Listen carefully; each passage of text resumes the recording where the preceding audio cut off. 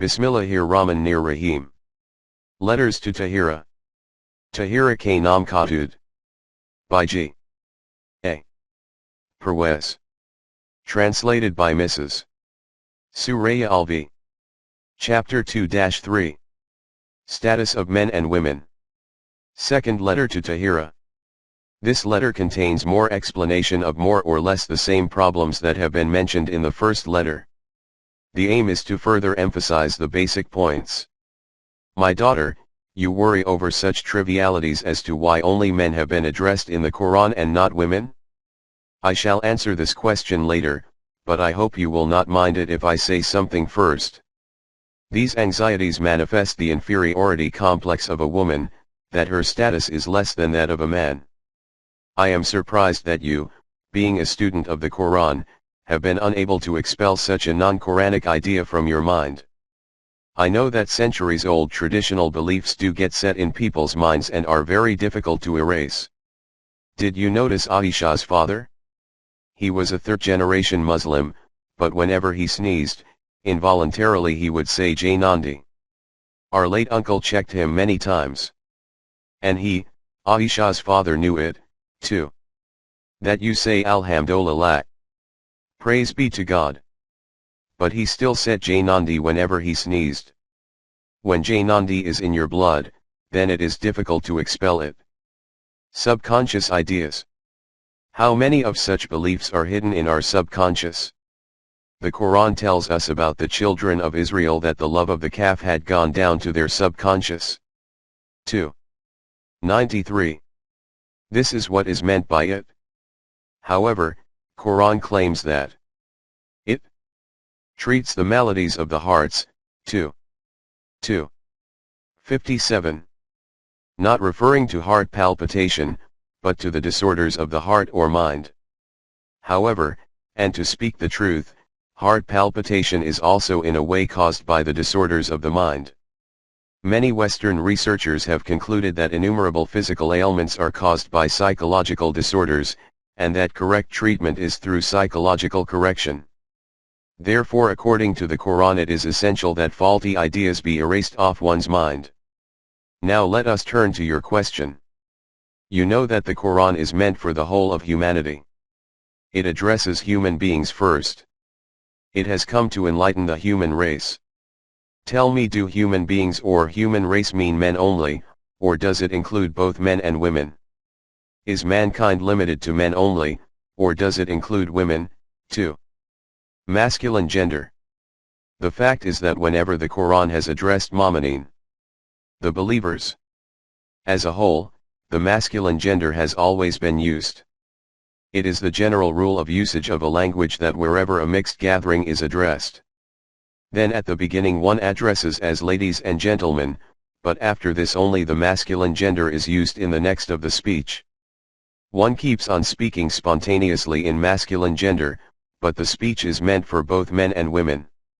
You have never protested that it is an insult that you have been invited to this gathering, but the speaker has talked to men only. The reason is that you accept that although the speaker has used the masculine gender only, it was inclusive of both men and women. That it is a rule of the usage of language that in a mixed gathering, the masculine gender should be used. The Quran has just followed this style. That is, wherever it has addressed the believers as a whole, it has used masculine gender, but both men and women are being referred to. To highlight the fact that men and women are both included in the group of believers, the Quran has mentioned their qualities as separate classes as well. As I have written in my first letter, see Surah Al-Ahzab 33, 35. About how men and women amongst the believers walk side by side, Muslim men and women, etc. Both these genders are used till the end of the verse. Tell me, Tahira, would you still complain that Quran has not addressed women along with men? Your second question reminds me of a joke. A man had to reach somewhere on the day for his marriage. Unfortunately, he missed the train, and there was no way that he could reach that place on the same day. He was very perplexed. In this absent-minded state, he went to the telegraph office and at once sent a telegram to his would-be wife saying, "Do not Marry till I come. You say, it is written in the Quran that men would get good women in heaven. But that it has not been told whether women would also get good men or not. Just think, Tahira, if men would get women, does that not mean that women would be getting men, too? For instance, if Hamid gets Aisha as his wife, would not Aisha be getting Hamid as her husband, too? When a husband gets a wife, then the wife gets a husband, too. As for heaven, Tahira, you must understand a fundamental truth, because without its cognizance many things remain confused. Cognizance of heaven. The Quran mentions a heaven that one would enter in the life after death. It has been explicitly stated that with the present level of your mind's perception, you cannot comprehend its dimensions. No one knows what pleasures await one, as a reward of one's good deeds. 32. 17. This heaven is not enclosed in the four walls of space. It encompasses the earth and the whole of the universe. 3. 133. Therefore, what life would be like in that heaven is beyond our comprehension. But there is another heaven. One which we create here on earth by establishing the divinely ordained system. This implies the ideal society we constitute along Quranic lines, is heavenly. The details of this heaven concern this world. Not only can we understand it, but we can also create it and live in it. This is that heaven which the Quran mentions men along with women, and that is how it should be. Could there possibly be a society made by men alone, without women? What would be the qualities of the women in an ideal society? The answer is the same qualities that women believers, Mu'minat, would have. Women of an ideal society. Women believer have been asked to be modest when they go out. To be with downcast eyes. Men have been asked the same. They should not invite unbridled gazes by being immodest. In the ideal society the Quran calls them those with modest downcast gazes. 55. 56. The Quran tells us that believing women keep their honor above everything. Men have been asked the same. In the heavenly society, it is said about them. No man, whether known to them or not, has even touched them before their husbands. 55. 56. As such, every young man who wants to marry would be quite sure of his fiancée's purity. What a mental satisfaction a prospective spouse would have, who himself would be righteous, too. These wives are called refined and of high status by the Quran. 56. 34. The Quran relates that during the era before Islam, the women used to be quite emotional and hence could not present their cases properly in disputed matters. 43. 18. But the Quranic society transformed the same woman, with proper education and training, into altogether a new being. 56. 35 to 36. She would become eloquent. This does not mean that her emotions would be eliminated. A woman is comparatively more emotional than a man, and she should remain so, since her natural duties bring her emotions into play. Proper training channelizes these emotions onto the right track, rather than them being wrongly used. They would be able to communicate and be healthy and energetic. 56. 37. What a boon it would be for those whose houses such women would grace. 56. 38. Such righteous women of superior intellect would grace the homes of men having similar qualities. After the formation of this society, the principle of family life would be, bad women for bad men and unwholesome men for unwholesome women. Righteous women for righteous men and good men for good women. 24. 26. This makes home life heavenly, and an ideal society starts with such homes. Tahira, the Quran describes this fact in a unique manner. According to it, a difference of outlook, ideas and images, beliefs, principles and way of life between a man and woman creates hell. And on the contrary, homogeneity in all these aspects makes for a harmonious home. The Quran cited the difference between mu'min, a believer in God only, and a mushrik, Sharing with others, God's domain of absolute rule. As an example, because belief in the unity of God and belief in the multiplicity of it, is the biggest difference. Heaven in a home. The Quran directs that no Momin man should ever marry a mushrik woman and neither should a Momin woman marry a mushrik man. It also says that those admitting to such married relationships are dragging you to hell.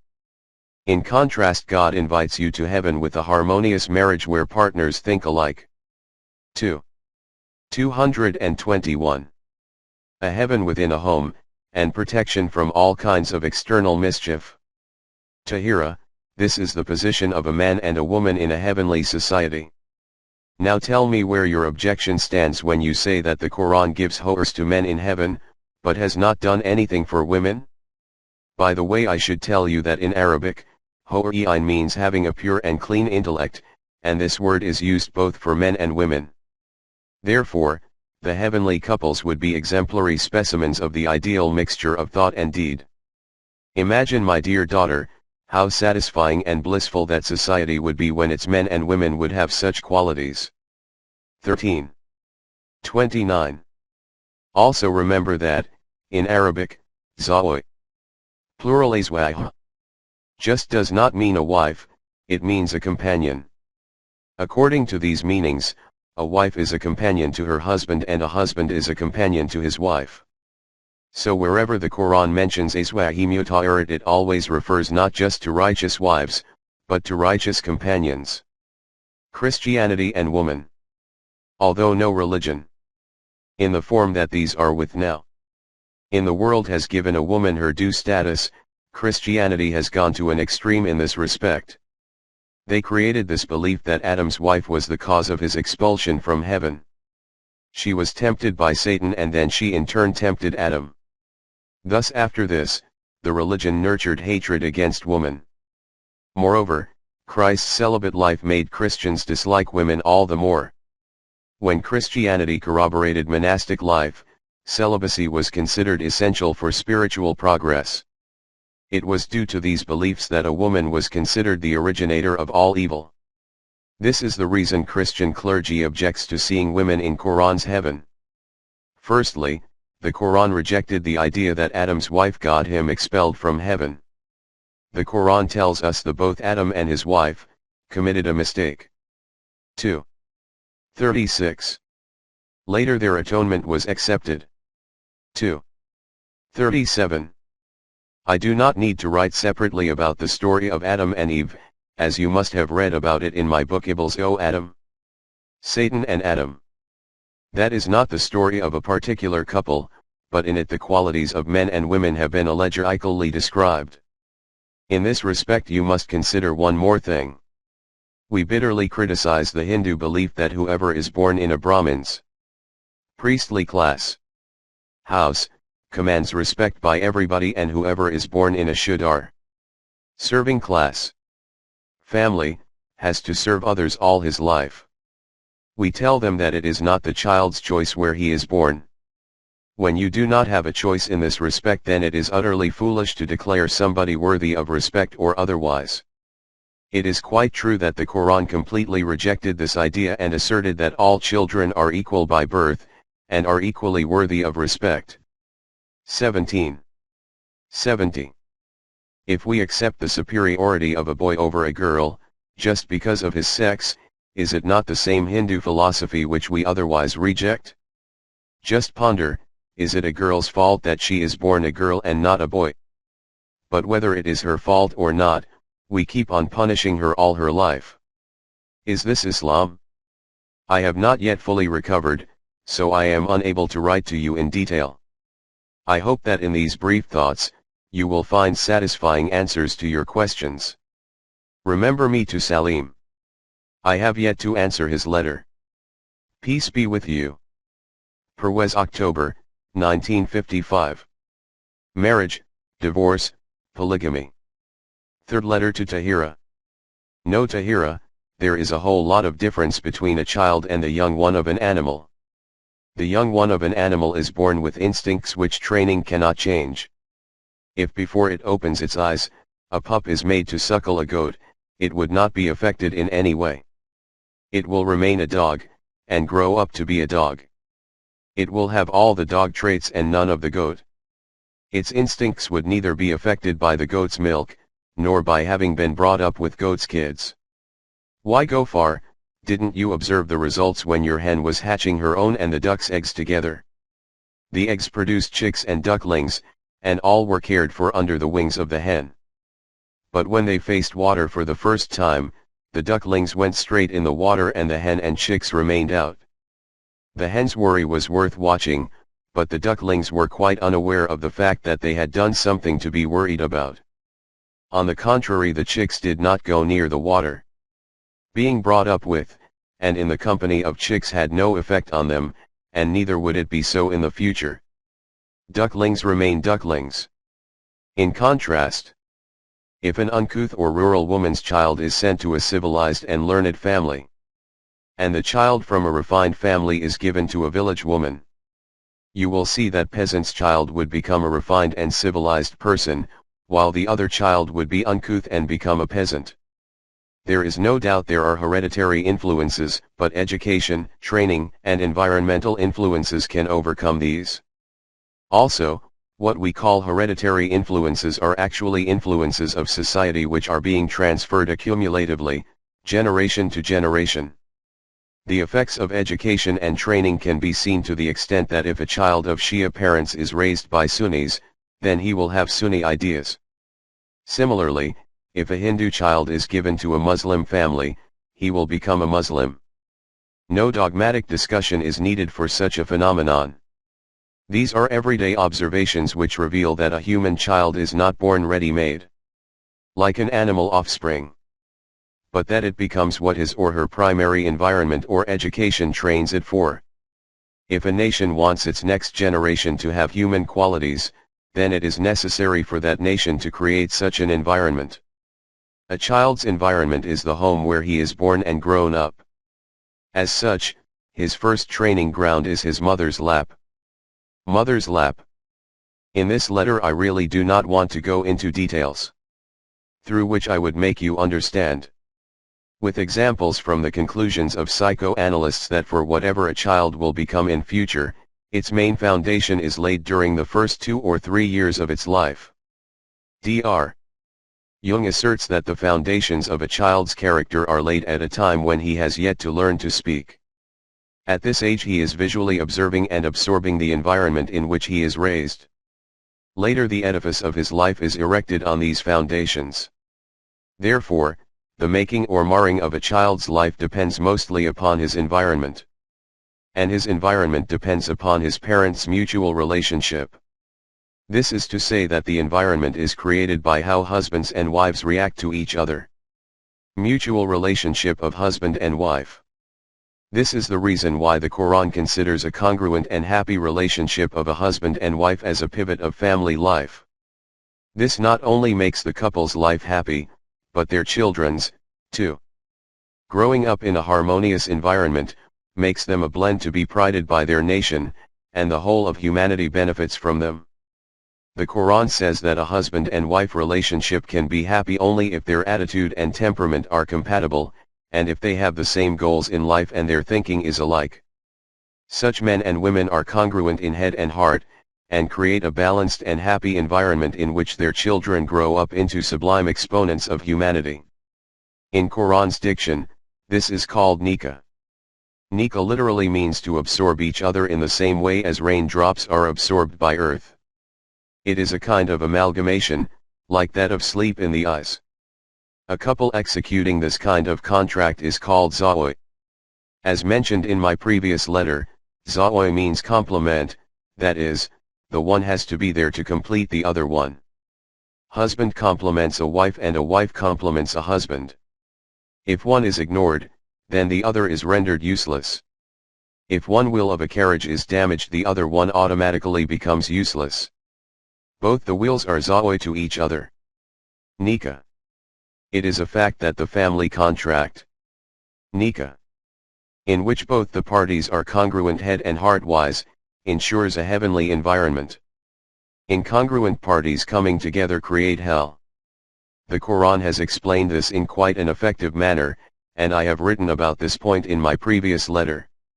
It is obvious that this kind of relationship, which is based on a like mental level with shared ideas and concepts, can only be possible between two consenting parties by mutual agreement. That is why the Quran calls it a contract. 4:21. The first condition for the contract is that both the parties should be mature. Age of nikah. A minor's contract cannot be taken seriously. Therefore, nikah of a minor is not a nikah according to the Quran. The Quran associates nikah with adulthood. 4:6. The second condition of the contract is that it should be executed without coercion and should have the consent of both the parties. So, on the one hand, men are addressed as follows in 4:3. To perform nikah with those women whom you like, and on the other hand, about women, it says that it would be absolutely unlawful for you to own women forcibly. 4:19. Hence, nikah is a contract in which an adult man and an adult woman willingly agree to become companions, husband and wife, to honor all the duties and privileges enjoined by the Quran, living a life full of mutual love and shared ideas and interests. This way they will create a pleasant environment that would be conducive to our future generations in being humane and have balanced personalities. If even one point is missing or deficient, then the relationship does not become nikah and deteriorates into a simple biological sex connection. The Quran itself explains the basic difference between the two kinds of relationships when in 4:24 explains the married relationship. Quran style is quite unique, when it explains something, by discussing the opposite. It says that married relationship means musaneen and not musafahin. Here musaneen has been explained by musafahin. The root word of musafahin is safha, which means pouring out. Further, hasana means to keep oneself within certain limits. If the relationship of nikah does not limit itself to the basic restrictions on which nikah was established, then it is no longer nikah. It degenerates to safha. Arabs used to draw lots by shooting arrows, one of which was blank. This blank arrow was called asfi. In other words, even if it hit the target, it was not counted as a result. This is not the place to mention the other meanings of this verse. I hope you have understood the simile that the Quran has used. Polygamy. Let us move forward. When nikah aims at a harmonious life, and sets to create an environment for the children which would be conducive to the blossoming of their personalities, then in the presence of one wife another wife cannot be justified. Such company could convert the home into a hell, instead of developing companionship and respect. A second wife can be justified only when the first wife has died, and one is quite certain that the second wife would have an equally harmonious atmosphere. Otherwise circumstance may evolve in which the marriage contract has to be dissolved. This is called divorce, which is an issue that will be discussed in detail later. All of these, dear daughter Tahira, were the results of the above. In respect of divorce, the Quran says, if you want to bring another wife in place of your first wife. 4:20. This makes it very clear that a second wife can come in place of a first wife, and not in her presence. As I write this, I can imagine how perturbed you would be after reading this. Surely you would question how I could say such an eccentric thing, when Muslims have been assured of 4 wives. Let aside the past, even today there are many homes where a husband has more than one wife. These homes include some of the most respected families. Then how can one assert that the presence of one wife leaves no room for another one? You are right, Tahira, and so am I. You say that 4 wives at a time is the usual practice of Muslims, and I am saying that the Quran allows 1 wife at a time. Now you will ask how the practice of keeping 2, 3, or 4 wives at a time became prevalent among Muslims. Well, listen. The Quran mentions marrying more than 1 wife in one place only, and that is the 3rd verse of Surah An-Nisa. The 2nd verse of the surah is, the property of orphaned children, if they have any, should be protected like you protect your own children's property. When they attain adulthood, the trusted property should be returned to them. Do not exchange their goods with yours of lesser quality. Misappropriating their possessions would be a great injustice. 4. 2. This is Surah An-Nisa's second verse. The literal translation of the third verse is: if you are afraid that you will be unable to do justice to the orphans, then you could take in nikah 2, 3, or 4 women whom you like. 4. 3. Basic condition. One thing is quite clear from the above-mentioned verse. Taking more than one wife is conditional. And the condition is if you are afraid that you may not be able to do justice to the orphans. The question is as to what does this condition stand for? Surah An-Nisa itself infers an explanation. Early verses of the surah contain laws about women, orphans, property, and inheritance. Thereafter, laws pertaining to war are mentioned. Just imagine, a small cluster of Muslims had to fight many wars, within 7 to 8 years of migration. An obvious consequence was the diminishing number of men and the increasing number of orphans and widows. Today, we normally use the word orphan for those children whose parents are no more alive or who do not have their fathers. But in Arabic this word is used for such children, as well as for those women who have been left alone because they have been unable to get a husband. Therefore when this verse says, if you are afraid you would not be able to do justice to the orphans, it is referring to fatherless children and such women who are without husbands, whether they are widows or are unmarried.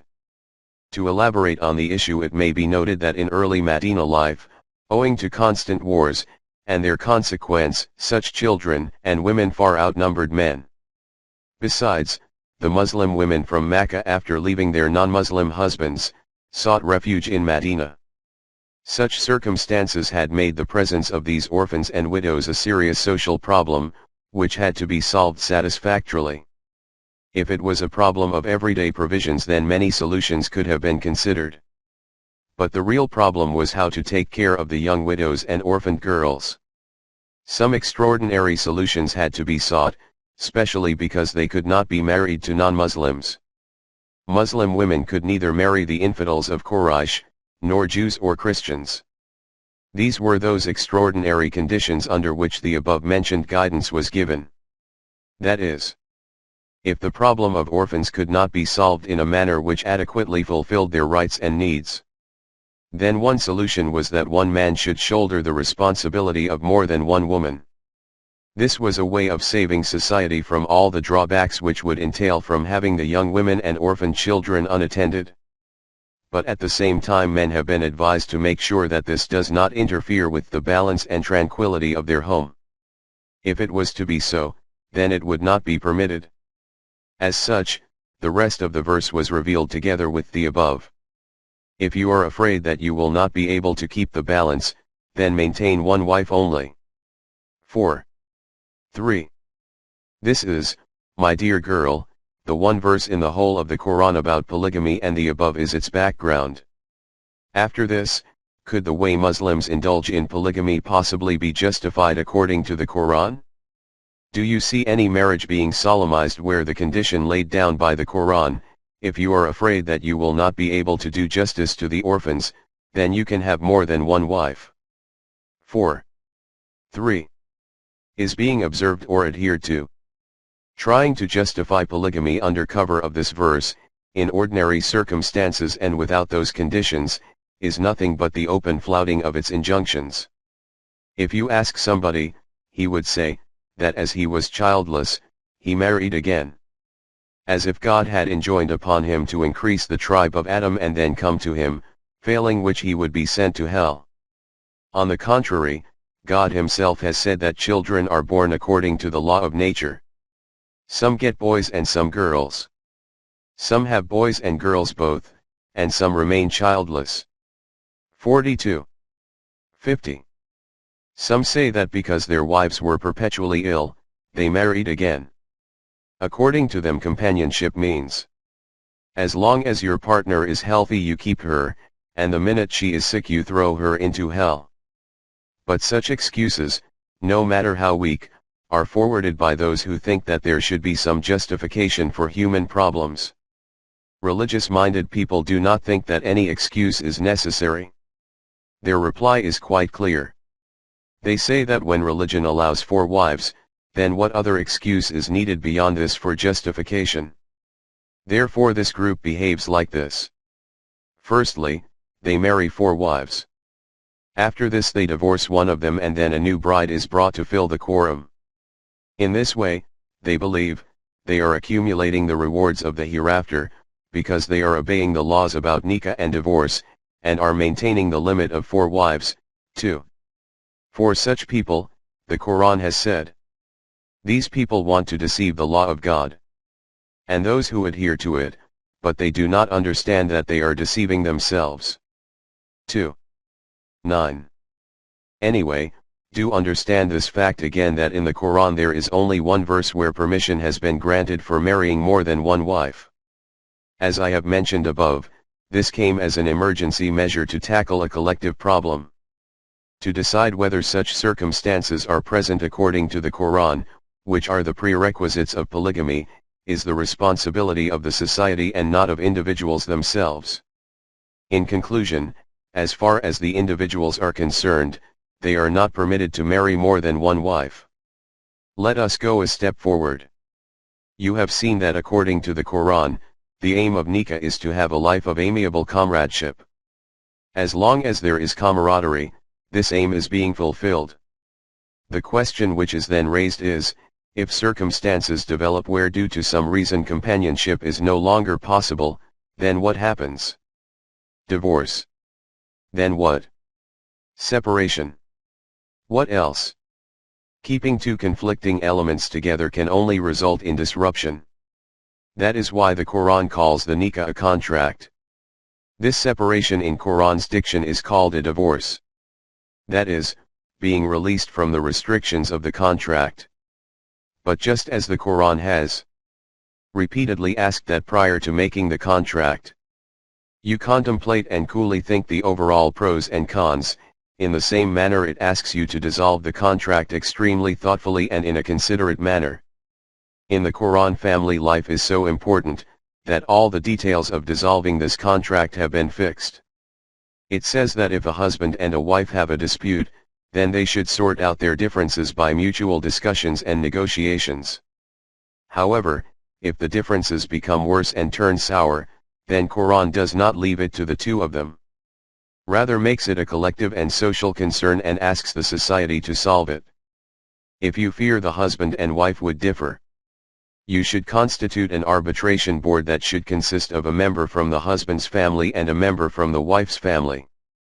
If these arbitrators try, in the light of God's law, to set things right, then some workable solution could be found. 4. 35. This is so because the aim is to eliminate the differences and to regularize the relationship, and not to try to sever the relationship. But if this arbitration board fails in its efforts and they conclude that the companionship cannot endure any longer, then they should present their report to the court. If they themselves have the jurisdiction or powers to give the final decision, then they would decide themselves. This contract would thus be dissolved. Here you will ask, if this is how a divorce procedure takes place according to the Quran, then what is that when a wife accidentally adds more salt to the curry and the husband cannot stand it? He just has to utter the word divorce 3 times, and the poor wife is miserably banished to her parents' house. Sometimes the husband and wife quarrel, and both agree to separate. However, the husband decides neither to divorce her nor to bring her home, and thus makes her languish by his vacillation. What about this? What else can it be, but the ridiculing of religion? The underlying sentiment in it is the same, that men are rulers over the women. They have all the powers. Women are their slaves. Men are their supervisors. As long as the despot wishes, he keeps a woman in the house. When he is angry, he turns her out. Alternatively, he lets her dangle, neither keeping her as a wife nor releasing her as a divorcee. To these dictators, a woman does not even have the option to ask as to why she is being treated so, And for which crime? 81. 9. Iddat. What happens after the divorce? They would both be allowed to choose new partners if they wished. But the woman would have to wait for a little while. The waiting period called iddat. Ordinarily this is 3 months, but if the woman is pregnant then she will have to wait till her delivery. During this waiting period, all her expenses would be borne by her ex-husband. A woman cannot marry again during the period of iddat except that, if her ex-husband regrets having divorced her, then he can marry her again during this period. This is the only prerogative which men have been given. That is, there is no waiting period. Iddat. For a man. If he wants to marry again after divorcing his wife he can, but a woman has to wait to complete the duration of iddat before she marries again. Man's prerogative. The reason is quite clear. Quran's general rule is, whatever rights men have over women, women, too, have similar rights over men. 2. 228. But during the waiting period. Iddat. The ex-husband can marry and that is the only extra privilege men have. 2. 228. If during the waiting period, or after it, both of them get married again with mutual consent, then their marital life would start again. After this, if again their relationship becomes strained and they divorce each other, then again during iddat or after it, they can still marry. This is because it was the second divorce.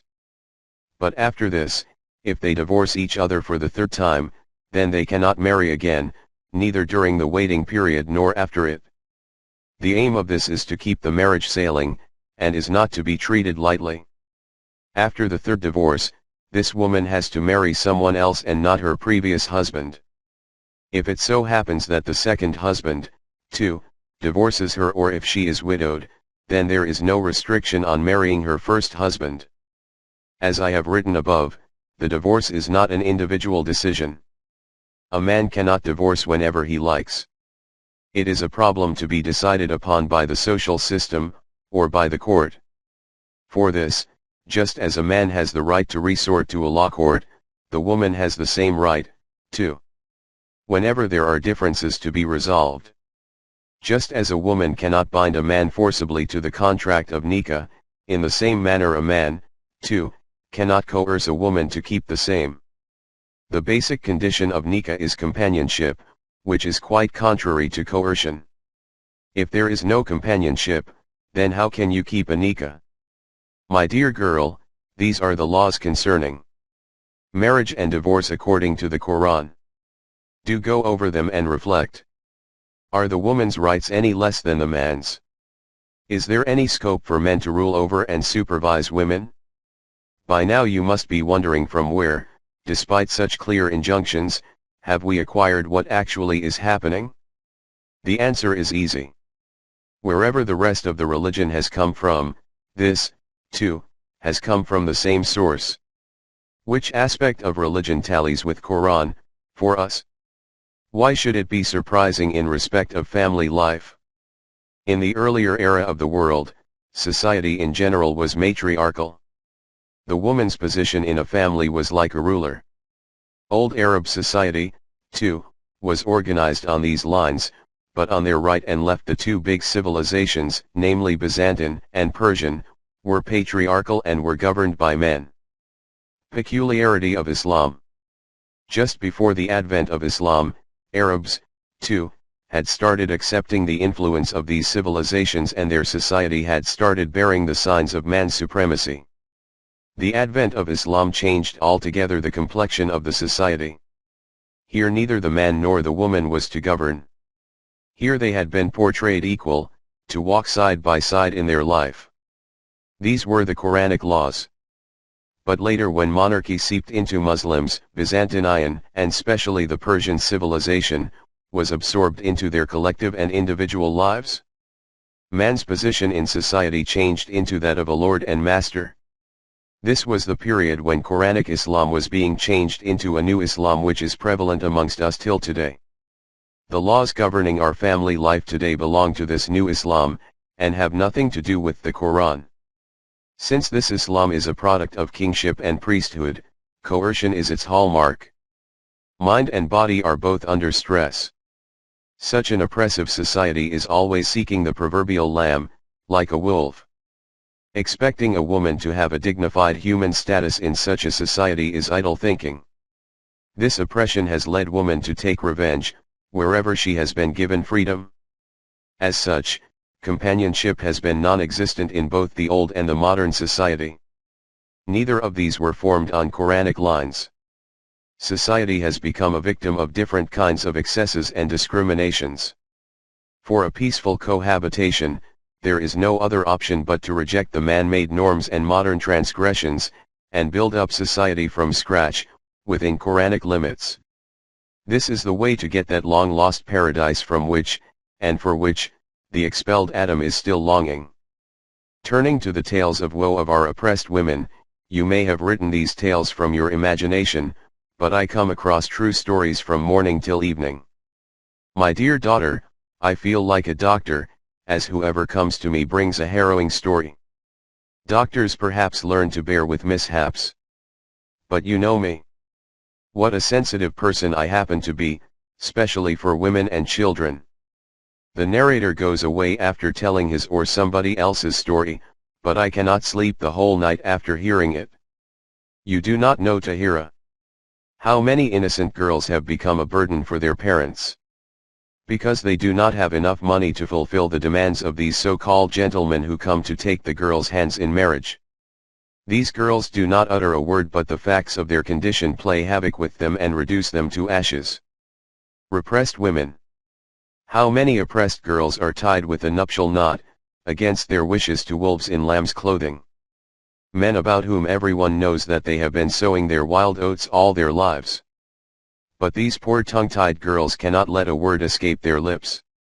So many innocent girls are so hounded by our so-called civilized scoundrels, that they are driven to commit suicide. When even the last remnant of gold is snatched away from them, they are asked to go to their parents' home to get more money. If they cannot oblige, they are subjected to violence and their bones are broken. There are so many girls who are not allowed to live in their husbands' homes. Neither are they divorced. They are threatened and asked to procure a certain sum or else are condemned to live in their parents' homes.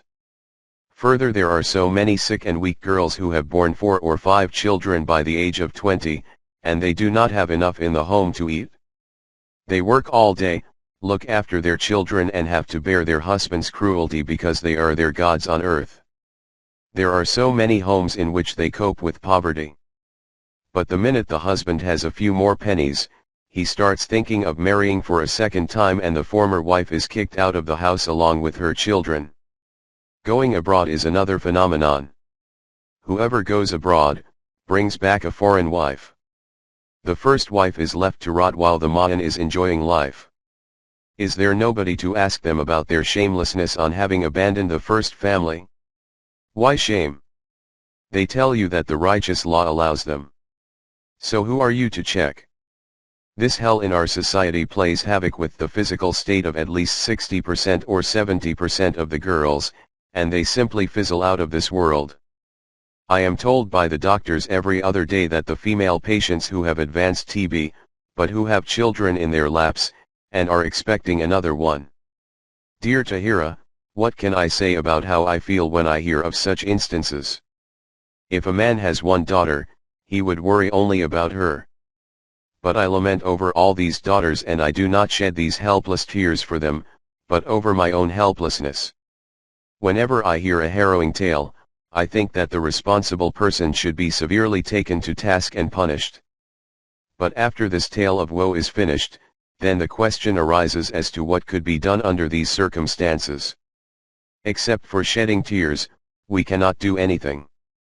This is that constant agony, Tahira, through which your uncle has to pass. Now you ask about its remedy. It cannot be remedied on an individual basis. When this kind of cancerous growth has gone so far in a society, then it cannot be treated individually. It can only be remedied by changing the entire society. This is similar to what the Quran has referred to as Change this earth and the sky. Not until we change this society to a Quranic society, will there be hope of any betterment. If we can make it possible by some other means, then this Quranic assertion that no man-made law or system can take its place, would not hold. Prior to this time, under the British regime, we could not make this social revolution come true. But after the inception of Pakistan, we should have had no difficulty in implementing it. Now we can formulate our own laws, and obviously our society would behave by the provisions of the laws. Besides the law, our education system is also under our control. With appropriate education we can guide our children on the right track. This would then make them change the wrong trends in the society voluntarily. This is all in our own control. But how unfortunate that nation is, which stays sick in spite of the fact that it has cures for all its ills. But we bolt the door from within and then complain that there is no way out. This is all for now. God be with you. When is Salim hoping to come back? I am sending a letter to him through the same post as yours. Peace be with you. Parwez. August 15, 1953. Talu Islam Trust. 25B, Gulberg 2. Lahore, Pakistan. taluiislam@gmail.com